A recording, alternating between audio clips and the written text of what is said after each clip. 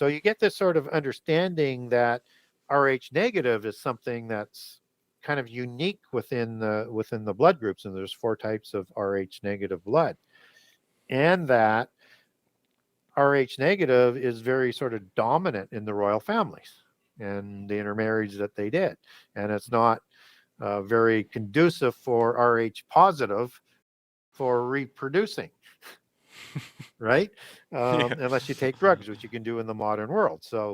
Um, so, but people say, well, Rh negative blood can't be what that's being talked about because Rh negative is missing the D antigen. So you can't add something in when something is missing, right? It doesn't make sense. But of course, that's the superficial argument. That's not really the full understanding. But most people say, okay, there's nothing to that. Well, they prize Rh negative blood, and OH negative is the universal blood, and you have the highest ranking in their hierarchy if you have O negative. I guess you could say that. Well, if you're human, that would be good too. For your blood is just so good it can be used with everybody. But they believe in something called a gens or a gentry, and we see that as a fairy gene, as they like to call it. It's also known as the gene of Isis, as I write about in the book. It's also known as the LB gens. Again, LB means pale skin, white gens from a patriarch, a genealogy. And those genses take them back to a specific Nephilim or Rephaim and a god.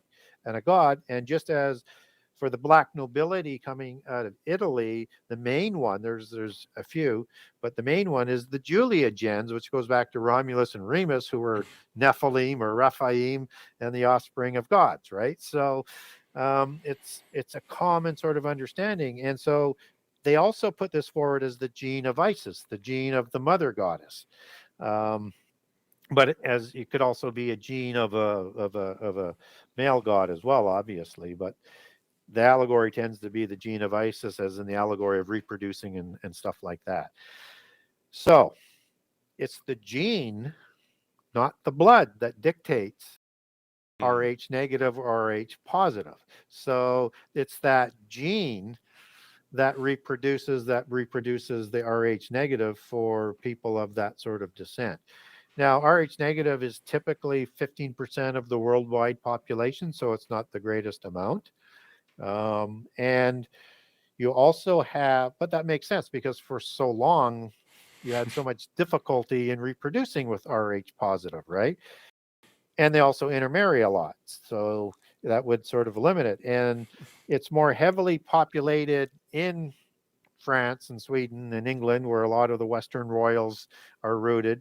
The most heavily weighted Rh negative group was the Basques. And in surveys on that, you would see anywhere from 50 to 80% Rh negative in the people.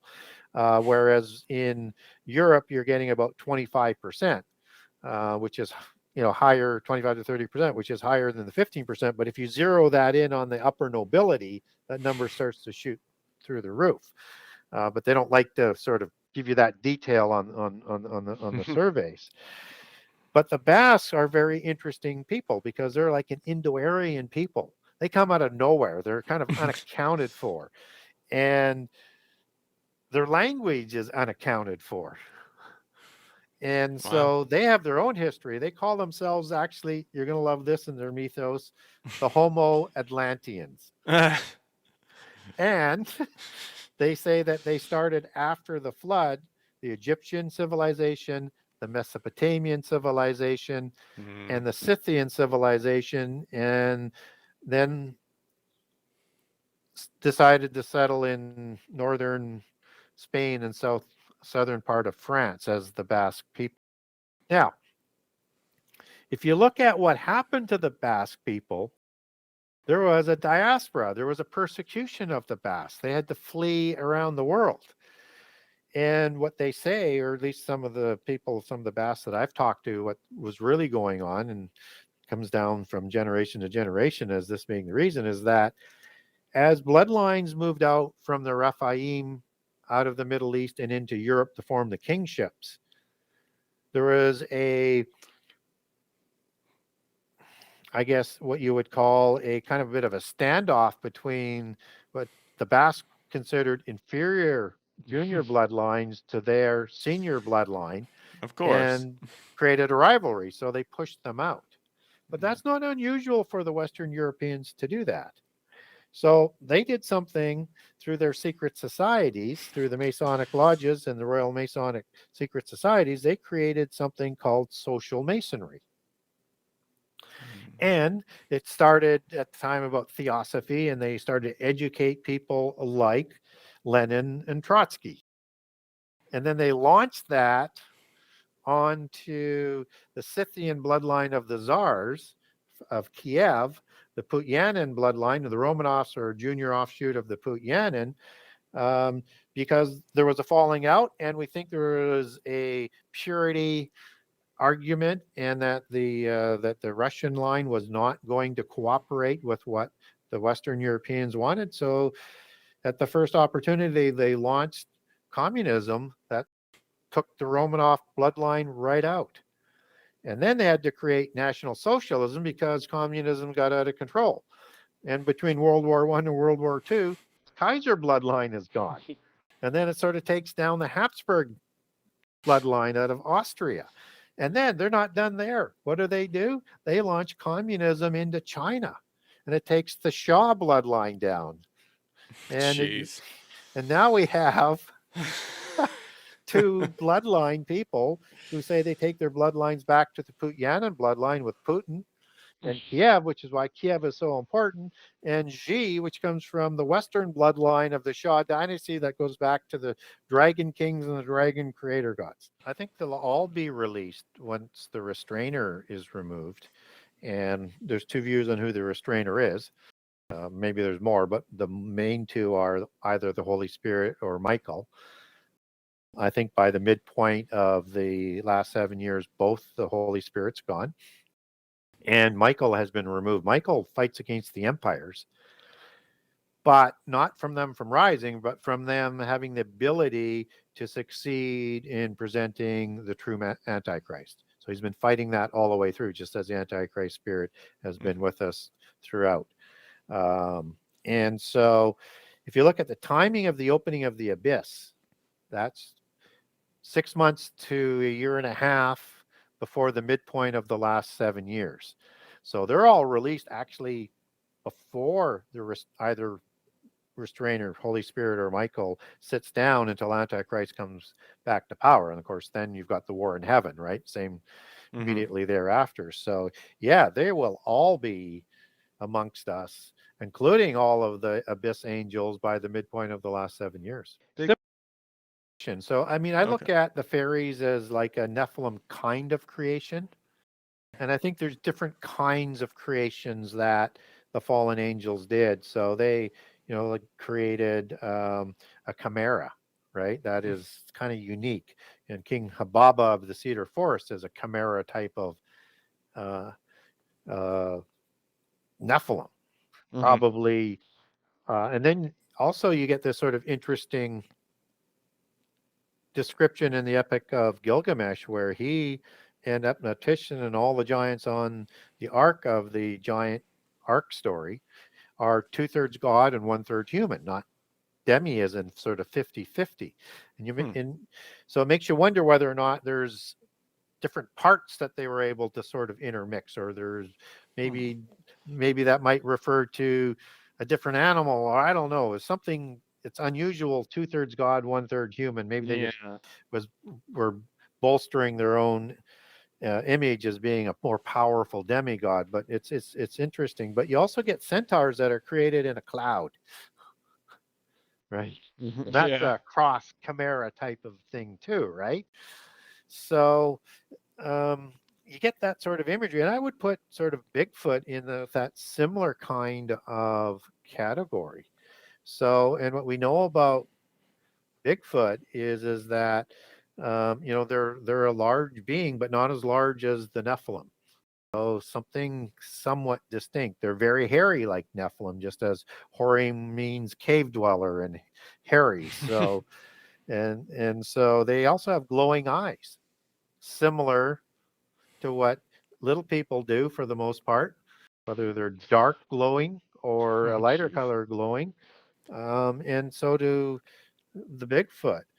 And their glowing eyes can be red, white, or yellow. So I have different colors of glowing eyes.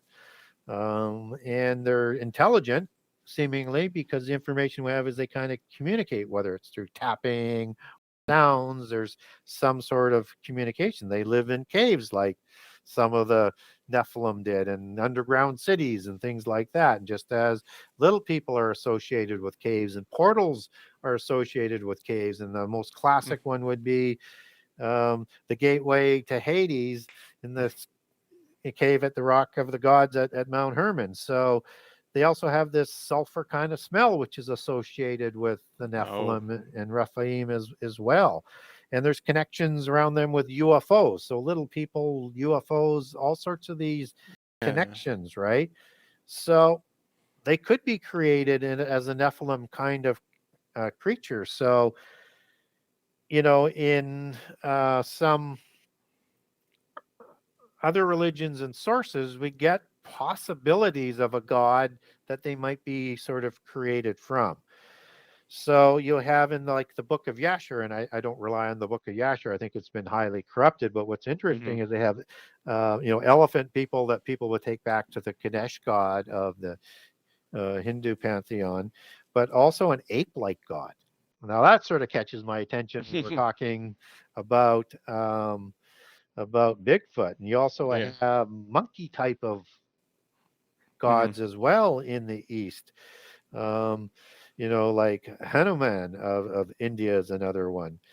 And so you have these gods that are in the East, where more of these animal kind of creatures, as you said, were created that were kind of Nephilim like. And I think you get a possibility that that's the same sort of thing. And in China, you have an ape god that's named Sun Wu King, and creates the Monkey King dynasty from that, similar to the Anubis Sinoopolis on the of the dog people. So I think that you've got a connection there that leaves open that sort of possibility. And so whatever's going on with them, and another thing that I find really interesting about the Bigfoot and the Sasquatch is that it's a worldwide phenomena, like little people are is on all continents, like pyramids are, like giants are, like the flood story. It's a worldwide legacy, both before and after the flood. And that to me sort of lends to that, like, what are the odds of that happening if it's not true? How does everybody have the same mass hysteria or mass imagination of making these things up when they're not even talking to each other? It makes no sense, other than it was likely true and it was recorded in their oral history.